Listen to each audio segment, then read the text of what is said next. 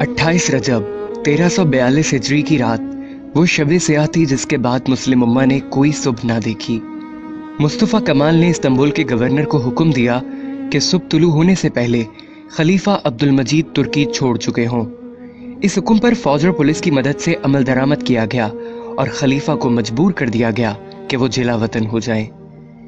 3 मार्च 1924 को सुबह यह ऐलान किया गया कि अजीम कौमी असम्बली ने खिलाफत के खात्मे और मजहब के दुनिया से अलहदगी के कानून की मंजूरी दे दी। बरतानवी सेक्रेटरी खारजा लॉर्ड क्रिजन ने कहा कि तुर्की को तबाह कर दिया गया है, अब वो कभी भी अपनी अजमत रफ्ता बहाल नहीं कर सकता क्योंकि हमने उसकी रूहानी ताकत को तबाह कर दिया, यानी खिलाफत और इस्लाम। खिलाफत के खात्मे के बाद उम्मत की हालत ऐसी हो गई जैसे परवरिश तलब बच्चा अपने वालिदैन के साए से महरूम हो जाए और खुदगर्ज दुनिया में अपनी बका की जंग लड़ने के लिए तन्हा रह जाए। खिलाफत के खात्मे के साथ ही इस्तेमारी कुफार भूखे भेड़ियों और गिद्धों की तरह इस उम्मत पर हमलावर हो गए। उन्होंने इस उम्मत का खून चूसने के लिए एक दूसरे से लड़ने से भी गुरेज न किया। इस्लामी शरीयत को मुअत्तल कर दिया गया। सरजमीन खिलाफत को छोटी छोटी रियासतों में तकसीम कर दिया गया और हर रियासत को अपना आइन, कानून, कौमियत और झंडा देकर तकसीम कर दिया गया।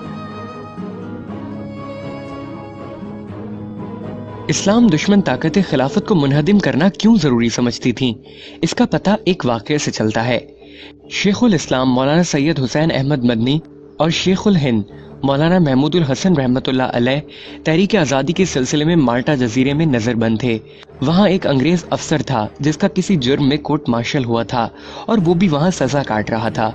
हजरत मौलाना हुसैन अहमद मदनी ने उससे पूछा कि खिलाफत उस्मानिया मुसलमानों की एक कमजोर सी खिलाफत है, क्या वजह है कि बरतानिया, फ्रांस और इटली उसके पीछे पड़े हुए हैं।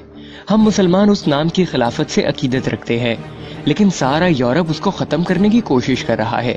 तुम्हें खिलाफत तुर्किया से क्या खतरा है? उसने कहा, मौलाना आपका सवाल इस कदर सादा नहीं जिस सादगी से आप पूछ रहे हैं। याद रखिए, खिलाफत उस्मानिया एक कमजोर सी खिलाफत है, मगर कुस्तुनतुनिया में बैठा हुआ खलीफा आज भी किसी गैर मुस्लिम मुल्क के खिलाफ ऐलान जंग कर दे तो मराकश से लेकर इंडोनेशिया तक मुसलमान नौजवानों की भर्ती शुरू हो जाएगी। सारा यूरोप इन 2 लफ्जों यानी खिलाफत और जिहाद से कांपता है।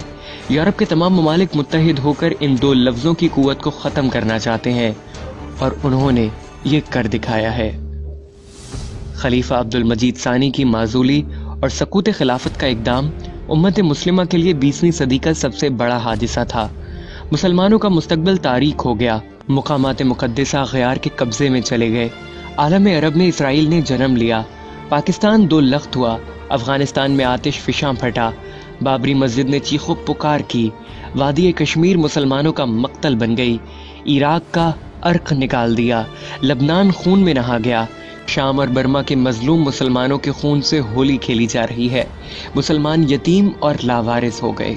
ज़रूरी है हमारे खवास व आम निज़ाम हयात और तर्ज हुकूमत लेने के लिए अक़वाम मग़रिब की तरफ हरीसाना नज़रों से देखने के बजाय अपना रिश्ता ताबनाक माजी से जोड़ लें और शाहराए खिलाफत पर गामजन होकर एक हकीकत शनास मर्द कलंदर के इस कहे को सच्चा कर दिखाएं कि अपनी मिल्लत पे कयास अक़वाम मग़रिब से न कर, खास है तरकीब में कौमे रसूल हाशमी।